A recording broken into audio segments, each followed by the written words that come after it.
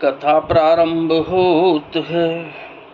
सुनहो वीर हनुमान, आसन वाय विराजिए। तेज पुंज बलवान सियावर, रामचंद्र जी की जय। गुरुदेव भगवान, आसन वाय विराजिए। तेज पुंज बलवान सियावर, रामचंद्र जी की जय। पवन सुत हनुमान जी की जय।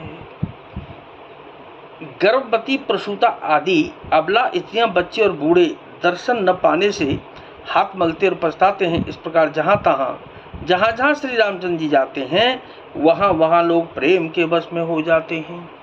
गाँव गाँव यस होहि आनंदु, देख बानुकुल कैरब चंदु। जी कछु समाचार सुन पावई, तेन पराने दोष लगावई। सूर्य कुल रूपी कुमुदनी के प्रफुल्लित करने वाले चंद्रमा स्वरूप श्री रामचंद्र जी के दर्शन कर गांव गांव में ऐसा ही आनंद हो रहा है। जो लोग वनवास दिए जाने का कुछ भी समाचार सुन पाते हैं वे राजा रानी दशरथ कैकेयी को दोष देते हैं, लगाते हैं। कहें एक यति भल नर नाहु, दिन हमहि जो लोचन लाहु। कहें परस्पर लोग लुगाई, बातें सरल स्नेह सुहाई। कोई ये कहते हैं कि राजा बहुत ही अच्छे हैं जिन्होंने हमें अपने नेत्रों का लाभ दिया। स्त्री पुरुष सभी आपस में सीधी इसने बड़ी सुंदर बातें कह रहे हैं। तेप तुमातु धन्य जिन जाहे, धन्य सुनगर जहाँ ते आए। धन्य सो देश सैलु बन गाऊं, जहाँ जहाँ जाहे धन्य सोई ठाऊं। कहते हैं वे माता पिता धन्य हैं जिन्होंने इन्हें जन्म दिया। वह नगर धन्य है जहाँ से ये आए हैं। वह देश, पर्वत, वन और गांव धन्य हैं। और वही स्थान धन्य है जहाँ जहाँ से ये जाते हैं।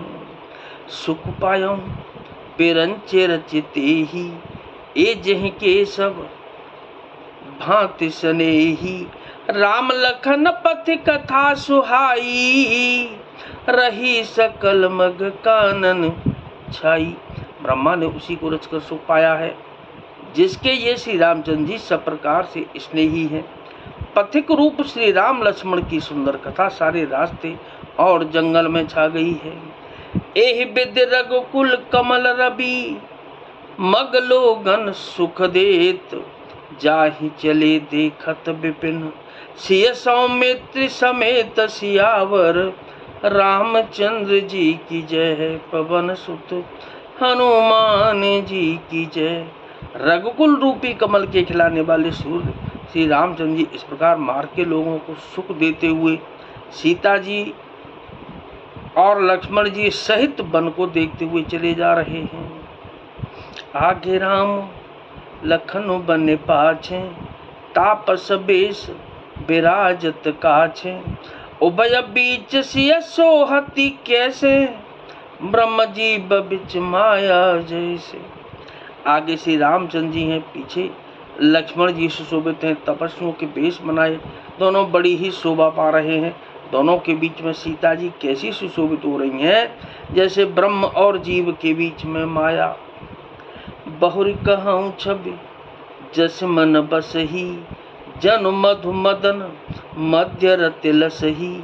उपमा बहुरे कहूँ जिय सोही, उपमा बहुरे कहूँ जिय जोही।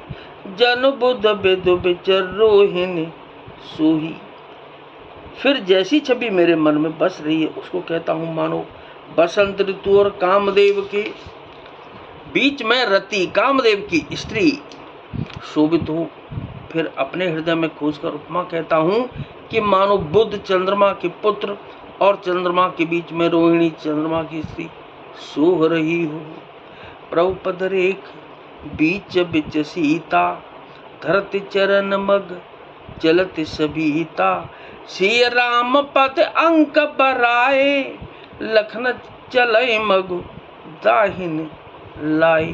प्रभु श्री रामचंद्र जी की जमीन पर अंकित होने वाले दोनों चरण चिन्हों के बीच बीच में पैर रखती हुई सीता जी कहीं भगवान के चरण चिन्हों पर पैर न टिक जाए, इस बात से डरती हुई मार्ग में चल रही हैं। और लक्ष्मण जी मर्यादा की रक्षा के लिए सीता जी और श्री रामचंद्र जी दोनों के चरण चिन्हों को बचाते हुए उन्हें दाहिने रखकर रास्ता चल रहे हैं। राम लखन सिय प्रीत सुहाई, रामा रामा बचन अगोचर किम कहि जाई। सिया रामा कमृग मगन देख छवि होहि, लिए चोर चित राम बटोहि। श्री राम जी लक्ष्मण जी और सीता जी की सुंदर प्रीति वाणी का विषय नहीं है, अर्थात अनिर्वचनीय है। अतः वह कैसे कही जा सकती है। पक्षी और पशु भी उस छवि को देखकर प्रेमानंद में मग्न हो जाते हैं। पथिक रूप श्री रामचंद्र जी ने उनके भी चित्त चुरा लिए हैं। जिन जिन देखे पथिक प्रिय, सिय समेत दो भाई।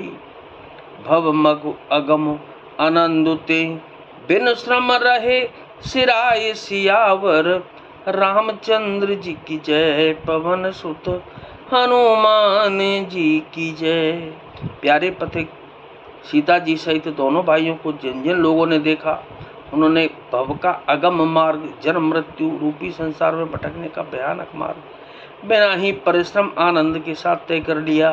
अर्थात वे आवागमन के चक्र से सहज ही छूटकर मुक्त हो गए। सीता जी सहित दोनों भाइयों को जिन जिन लोगों ने देखा, उन्होंने भव का अगम मार्ग, जन्म मृत्यु रूपी संसार में बंटने का भयानक मार्ग बिना ही परिश्रम आनंद के साथ तय कर लिया। आवागमन के चक्र से सहजी छूटकर मुक्त हो गए। तो कथा विसर्जन हो तो है, विदा हो हनुमान।